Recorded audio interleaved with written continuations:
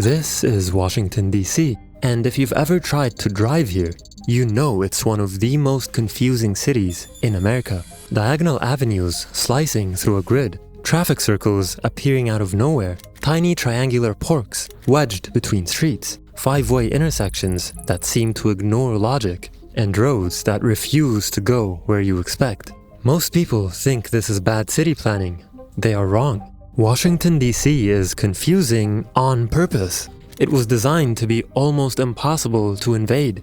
Every strange intersection, every frustrating circle, every diagonal avenue was placed deliberately by a man who understood war better than architecture, and his name was Pierre Charles L'Enfant. Washington, D.C. is not just a capital city. It is a defense system disguised as one. To understand why Washington is so difficult to invade, you have to understand who designed it. Pierre Charles L'Enfant was born in France in 1754. He trained as an artist, but his most important education came from the military.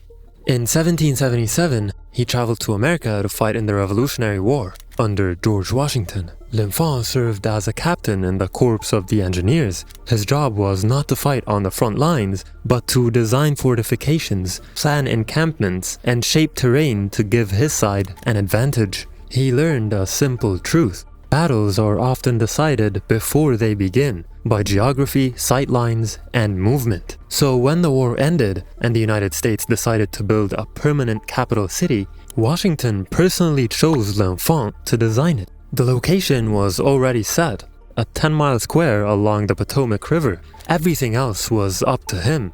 In 1791, L'Enfant submitted his plan. At first glance, it looks elegant and ceremonial. Wide tree-lined avenues, grand vistas, a grid softened by diagonal boulevards inspired by European capitals. But this was not just a city meant to impress. It was a city meant to survive an invasion. The foundation of Washington's defenses begins with its streets. Most American cities follow one of two models: a simple grid like Chicago, or an organic maze like Boston. But both have weaknesses. A grid is efficient and easy to navigate. It is also easy to invade. An army can move block by block with few natural choke points. An organic city is confusing, but that confusion affects defenders as much as attackers. Moving troops or supplies becomes slow and unpredictable. Washington, D.C. combines both systems. It has a grid, but that grid is sliced apart by diagonal avenues. This creates what military planners call controlled chaos. If you know the layout, movement is fast. If you don't, it is disorienting. Those diagonal avenues are the key. The most famous is Pennsylvania Avenue, which runs directly from the Capitol to the White House. It looks ceremonial, even symbolic, but it is also a straight, unobstructed line of sight, more than a mile long. In the late 18th century, that mattered. Urban warfare relied on muskets and cannons. Both require visibility.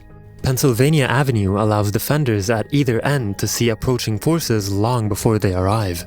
The same logic applies to Massachusetts Avenue, Connecticut Avenue, New York Avenue, and the other diagonals. Each one radiates outward, creating long corridors of vision and movement. These were not decorative choices, they were firing lines, and they were wide enough to move soldiers, horses, artillery, and supply wagons quickly across the city.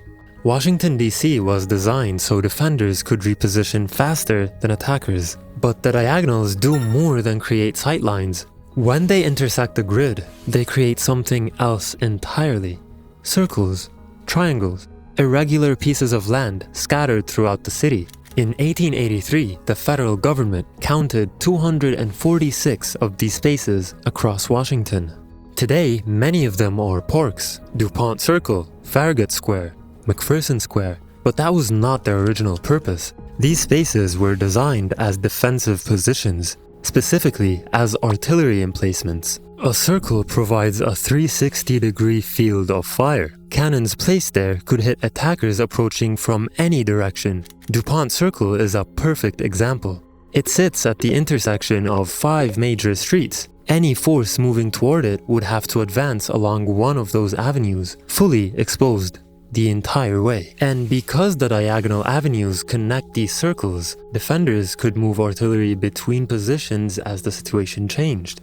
And because the diagonal avenues connected these circles, this created a network, communication, coordination, and flexibility built directly into the street plan. Today, these same circles slow traffic and confuse drivers. That is not a failure of design. That is the design. They were meant to slow movement, force decisions, and funnel attackers into predictable routes. The confusion you feel trying to navigate a traffic circle is exactly what an invading army would have faced. Except instead of missing an exit, they would have been stepping into cannon fire. Street layout alone does not stop an invasion.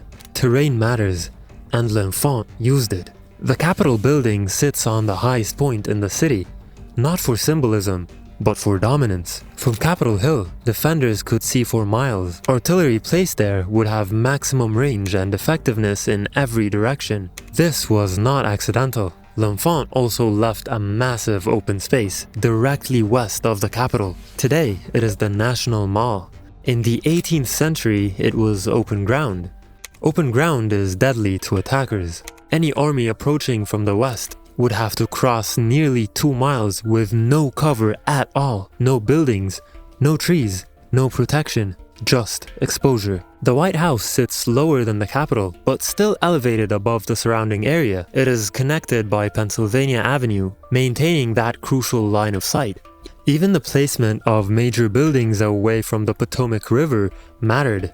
The river was an obvious invasion route. Distance from the shoreline gave defenders time to react. Washington, D.C. was designed so that any attacking force would be seen early, slowed down, and exposed for as long as possible. And yet, in 1814, the British invaded Washington during the War of 1812. They marched into the city and burned the Capitol and the White House. At first glance, this looks like total failure.